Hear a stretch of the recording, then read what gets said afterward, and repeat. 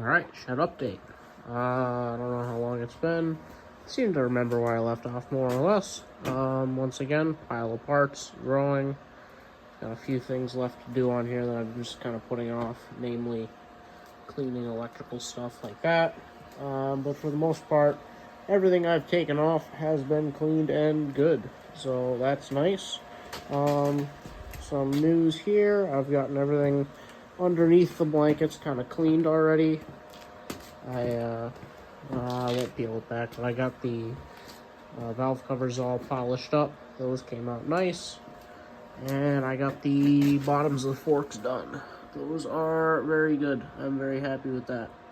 The die grinder with the, die grinder with the wool here. This is a little coarse. It worked pretty good for a rough cut, and then I finished it off with one of these, a little more fluffy, with some flits, and it came out great. So I'm just gonna skirt over this stainless part with the fluffy wheel on the die grinder, just to give it a little bit more pizzazz. Being very careful not to disturb my bitchin' vintage registration or inspection or whatever sticker. So yeah, that's a pretty cool sticker. Don't want to wreck that, so gotta be careful. But, yeah, that has been, haven't really done a whole lot this past week, but I got the forks done. That was kind of the major victory. I got another air compressor over here that I tie into this one to give it a little more lungs, and it's annoying because I've got to run it into two separate circuits. And if I run anything else on top of those, it throws the breaker, so I can't even run the shop vac for this, which is annoying. But got the sandblaster fired up and sandblasted the pile of parts I was on the fence about painting.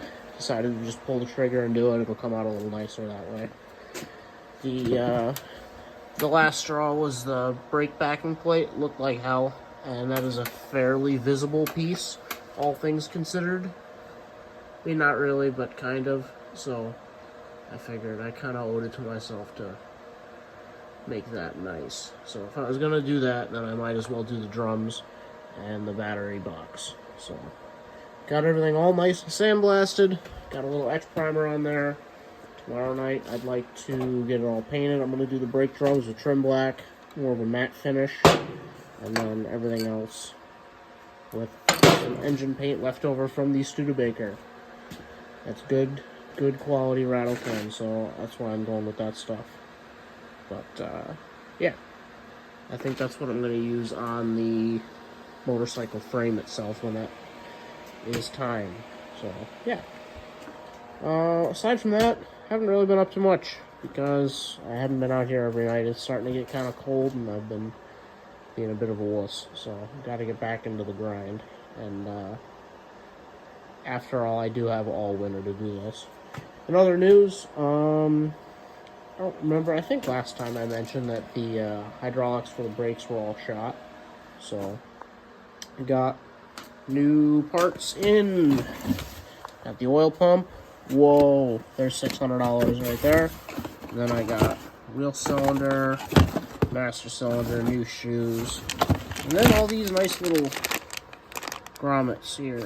So that'll be good. That's pretty much all the parts, I think, unless some other unforeseen nonsense comes up.